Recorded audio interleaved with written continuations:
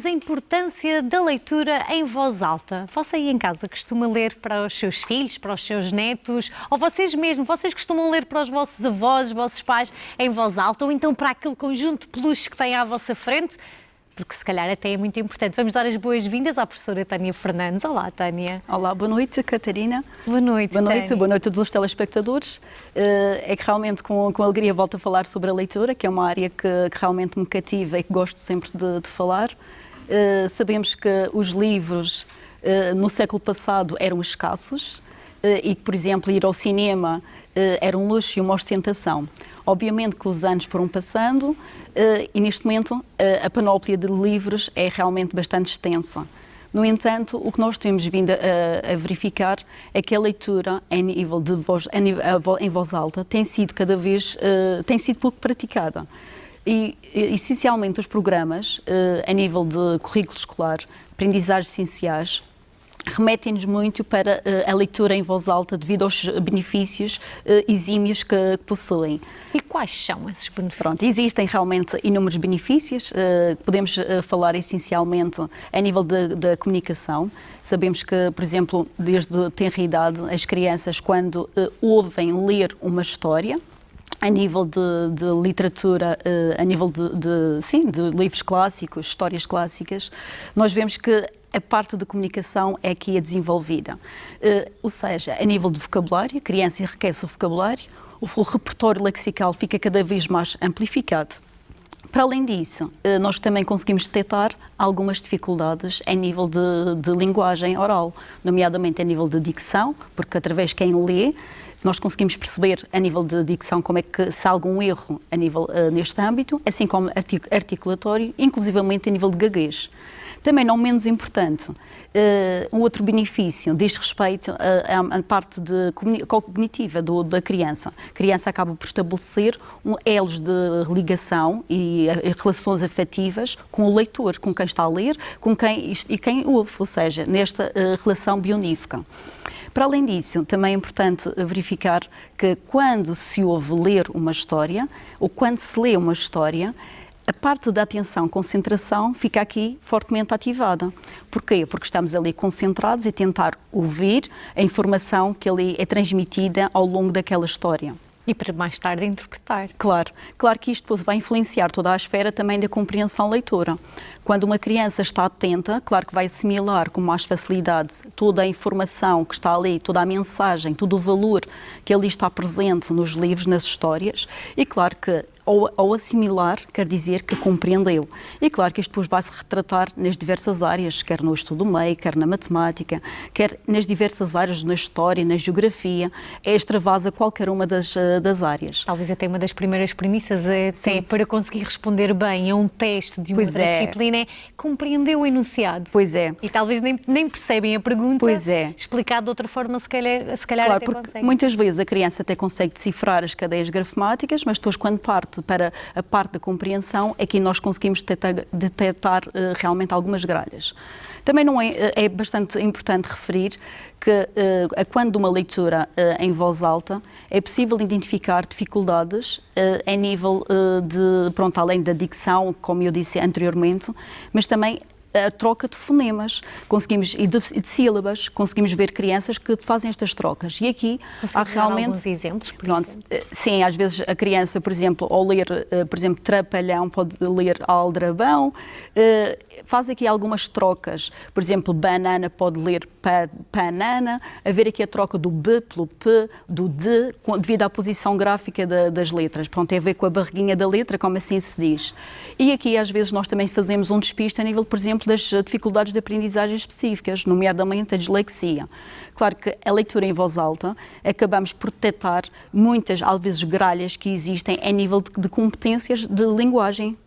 Porquê? Porque a leitura, nós sabemos que é uma capacidade cognitiva e linguística bastante complexa, em que o leitor tem que dominar o código alfabético escrito para depois conseguir fazer a decifração e a compreensão de tudo aquilo que ali está escrito. Obviamente que, por exemplo, o Plano Nacional de Leitura também recomenda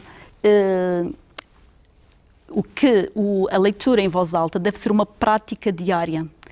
E que o que temos notado é que, por exemplo, a nível da educação pré-escolar, notamos que os meninos mais pequeninos e inclusivamente os educadores de infância, em contexto de sala de aula, em contexto de sala de atividades, acabam por utilizar a leitura em voz alta como uma prática diária, porque as crianças não leem, o educador é que tem de ler para elas.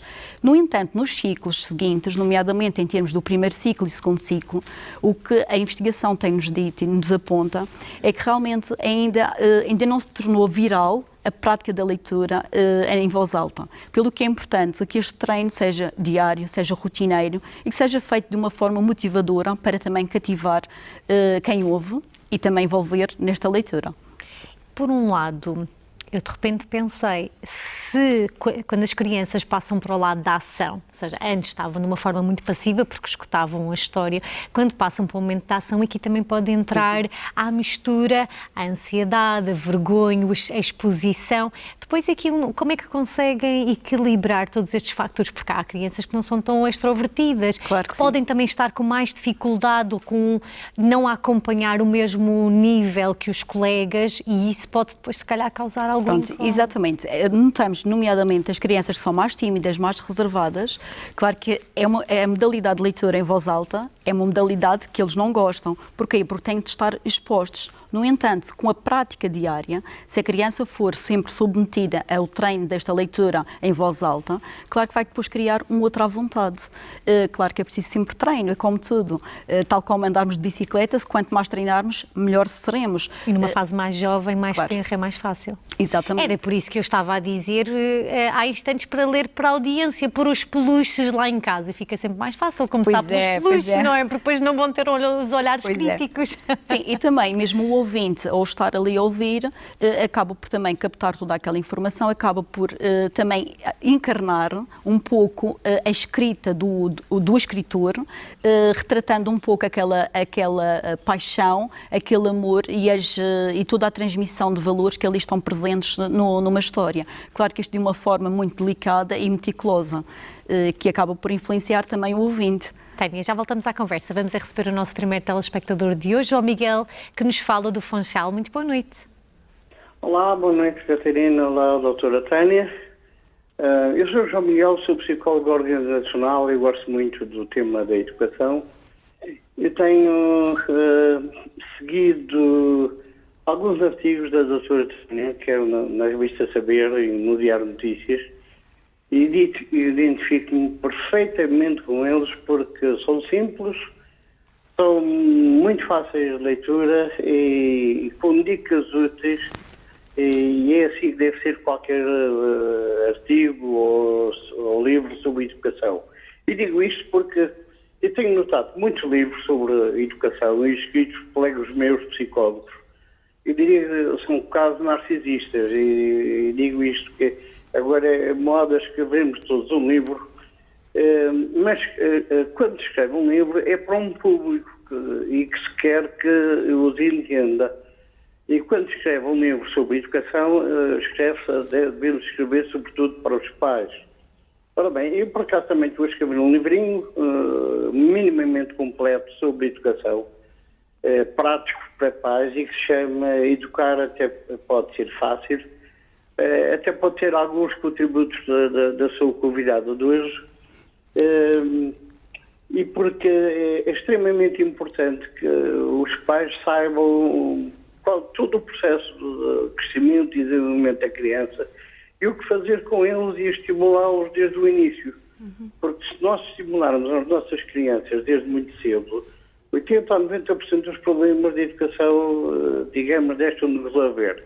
E digo isto porque fiz e sei os resultados. Quanto ao tema de hoje, que veio publicado, que era a importância de ler em voz alta. Sim, também para poder finalizar, por favor. Sim? Sim, para poder finalizar, por favor. Sim.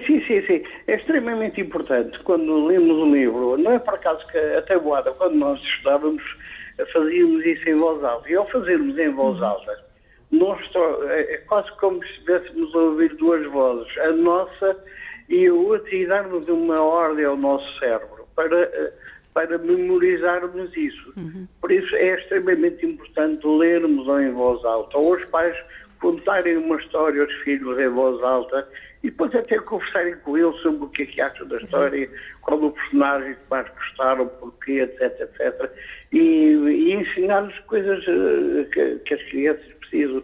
É por isso que eu digo que estimularmos as nossas crianças desde muito cedo, a educação torna-se fácil. Claro que não é fácil em termos financeiros, nem em termos Mas a temporais. presença e a sua sugestão foi uma boa sugestão lá para casa. Muito obrigada. Vamos ter de continuar então o programa. Não, obrigado eu por Obrigada. Resta uma noite por esta feliz. oportunidade e um ótimo trabalho. E parabéns Obrigada. para a RTP Madeira, que é um ótimo serviço público de televisão. Obrigada. Resta uma noite feliz para si. Tânia, ainda tenho algumas perguntas, por isso é que também gostava de saber se, por um lado, lá está, agora juntando, porque falamos aqui muito nas crianças, mas até gostava de seguir para outra, na componente do adulto, porque às vezes também o adulto depois esquece de ler, deixa, ou não tem o hábito, ou simplesmente não gosta tanto.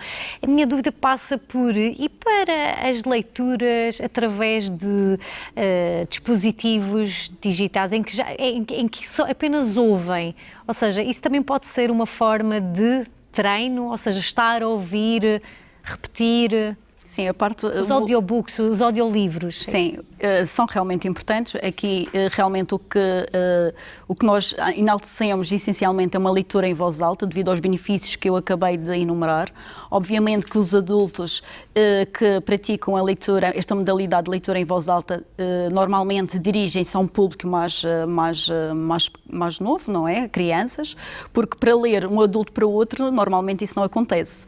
Porque é assim, pegamos até nos diapositivos, não é? Nos dispositivos eletrónicos, os tablets, o computador, acabamos por ler, mas acabamos por fazer uma leitura silenciosa, que também é importante, mas a leitura em voz alta acaba por ser mais rica comparativamente à silenciosa. Tem outros benefícios incomparáveis. E quem nunca que para estudar fosse mais fácil fazer a leitura em voz alta. Claro que sim. E acaba por também facilitar a memorização.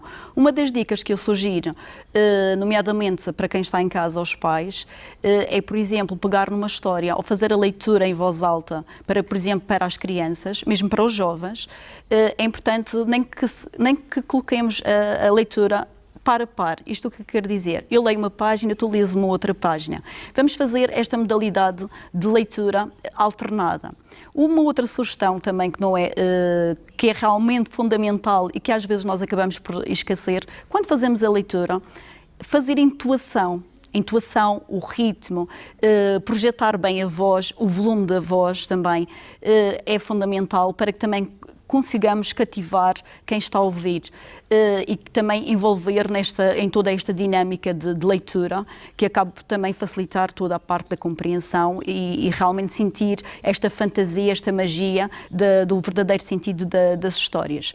Se nós também alternarmos e encarnarmos as personagens com tons de vozes diferentes, claro que quem está a ouvir, o ouvinte, fica também cativado de um outro jeito e claro que acaba por se envolver na história e nesta dinâmica de leitura em voz alta de uma forma diferenciada. Pois bem, Tânia, obrigada por esta explicação. Obrigada. Fica se calhar de uma próxima também esta minha dúvida que seria, e quando as crianças decoram o texto porque a leitura está a necessidade de ser trabalhada, mas se calhar fica para uma próxima temática. Obrigada, Tânia. Muito obrigada, Catarina. Obrigada.